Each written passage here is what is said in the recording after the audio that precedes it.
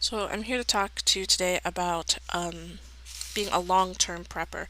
You have probably a lot of access to people online who tell you how to maintain your home for 3 to 6 months, the things you need to have in your home. But I think what people don't realize is, and I know my husband can testify to the fact I'm a casual prepper, at least twice a year for the last 10 years. Um, God's been putting it on my spirit that I should be prepping for something, but it's always been kind of elusive, and my life has always gotten in the way of what I should be doing. So sometimes I'd randomly buy a tent for no reason, or I'd buy like a flint and random stuff, and try to store stuff.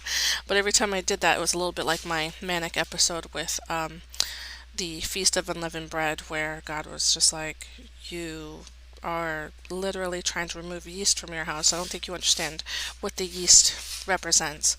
So, today I'm coming to you about the manna from heaven. Okay, and the manna from heaven today is something people walk on every day, and it is the things that are going to get you through the 7 years of tribulation. Is it going to be the things that everybody else is going to overlook because we have a time in our life that is extremely convenient and all this information is available to us, but the things that are so easy to access for food is oblivious. Like, people are oblivious to it.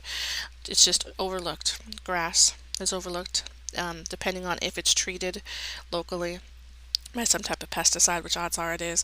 You go into a wooded area, and if you find some grass in there, odds are it's going to be safer. It's actually edible, and you should probably do your own homework on the local grass in your area, and definitely don't be eating anything that you don't know very well.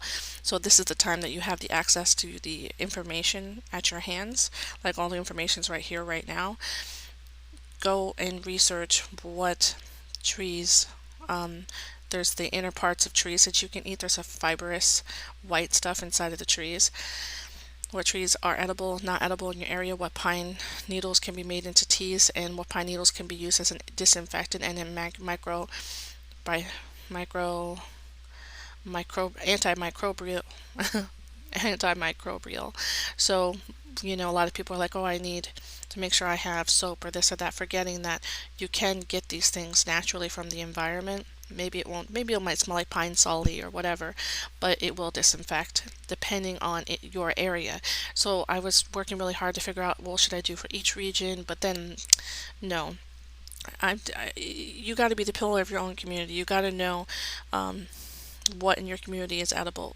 Certain weeds are edible. The little dandelions that kind of hang around, well, they're like orange or yellow tops to them, and they're nuisances. Then they go by, like, you can find fields full of them.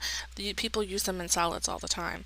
So I'm going to put some videos below about that. So a lot of people think that it has to be the top of the line stuff. They want to grow a lemon from their porch. They want to grow a pear from their porch or a peach, forgetting these come from trees. It's just not going to happen. So you got to be very realistic. I'm also going to put a video below, but the fastest growing herbs you can grow from a place like a porch. There are fruits or vegetables or greens that you can grow in the winter that will produce every 4 days. I'll put a video of that below. You can grow it from your porch. You have things like the green onion. You cut the bottom off the green onion, and then you can grow it up to 7 times.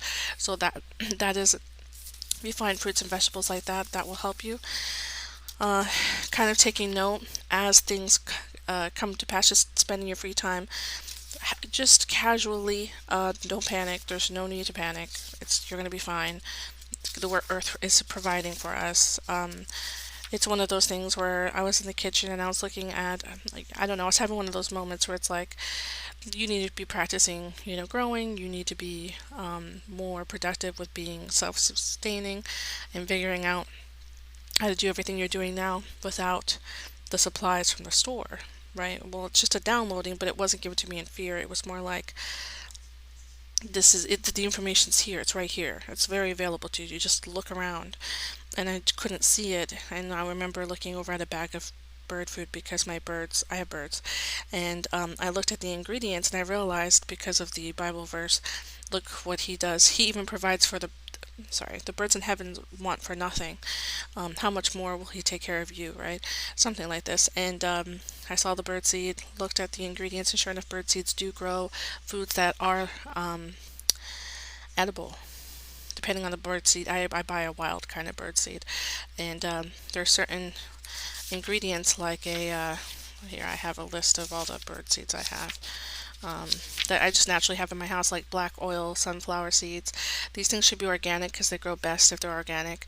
Um, that is edible. We have the millet, which grows every 60 to 90 days.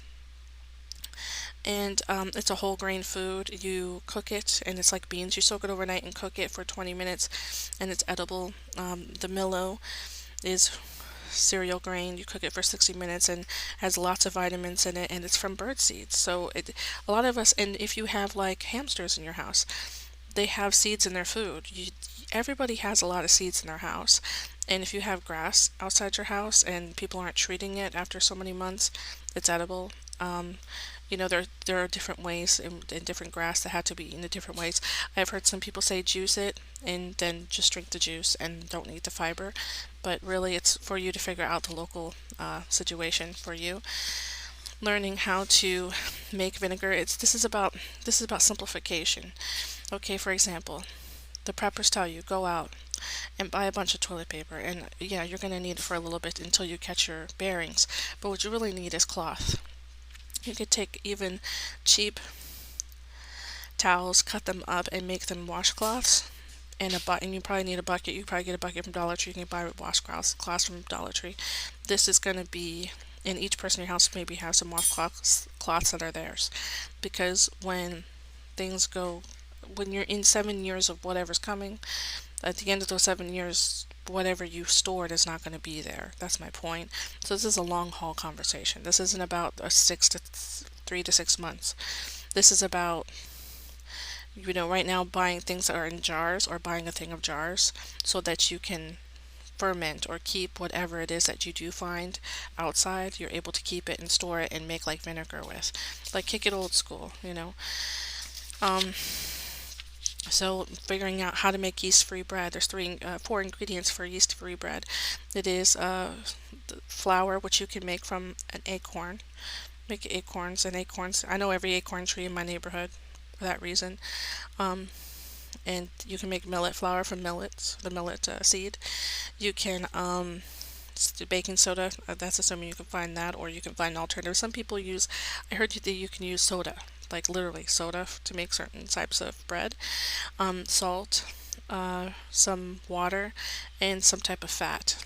And that's literally how you make yeast-free bread. So, figuring out easy breads to make, just buying a few jars of raw apple cider vinegar from the mother to make sure you can make, some type of vinegar, or to pickle some type of pickling agent. Knowing how to filter stagnant water that's kind of sitting outside your house, which you can do. I'll put a Kingdom Random video behind underneath for you. Knowing again how to tell if all the signs of if a mushroom is edible or not in your area. Knowing what mushrooms are edible in your area. Knowing what trees you can make tea out of the pine needles from, and what you make microbials or disinfectants from, because some trees will give you tea and some won't, so they'll actually give you what you need in order to fight bacteria. uh, let's see. Like I said, the inside of the bark.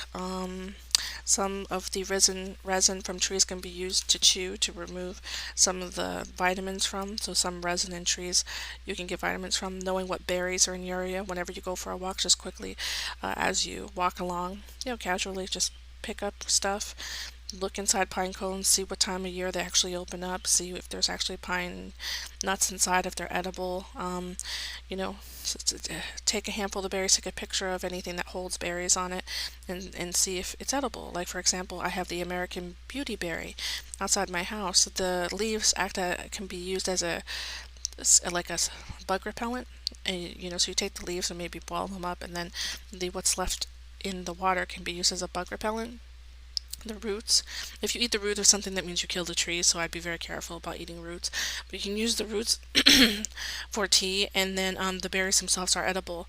You can make jam and stuff out of them. They're actually very known by a lot of people to, they take them and they jar them and make jams and stuff out of them. So there's that. It actually does have a lot of nutrients and it cures a lot of things. So knowing what things naturally, when you do your research, you'll just find the things all that are local to you will actually cure things naturally, like fever.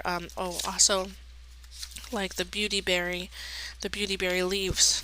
You can use as a sweat bath to treat fevers, so and malaria and all kinds of arthritis and stuff like this. Now, some of this information, of course, is old and probably not doctor approved. The stuff you're going to find on the internet, but you have to remember this is the time in history when people did depend on these things for that. So I'm sure nobody's really done research on those trees recently because nobody's thinking about it right now. So, this is Linda of Crisis King Forever. This was the information that I've been working on for years. If you grow celery, like if you cut the bottom off of celery and put it inside of some soil, you can grow a whole new head of celery. Or sorry, not head, or sorry, stalk of celery, celery stalk. And you can write down how many days it took for you to do that. See how fast you can grow things on your garden and sustain yourself. Or, I mean, garden, porch. At some point, you know, if you're in an apartment complex and you're near a wooded area, you can even hide some of the vegetation that I'm going to show you down below in videos, like that grow locally in your area, as a weed. And then mark the tree as something that's edible, and then just know you can always go back to it. So you can actually do that, especially if it's not so obvious and like glaring on the property, something that's like a person might come by and cut down because they think it's a weed. But you'll be surprised how many things will grow very freely, easily, with very little care. It'll grow by itself, like wild. That you can put in the wooded area outside your home and know that's edible. And it will just keep growing and take over. So, yeah, this is the information I was told to share. And may God be with you.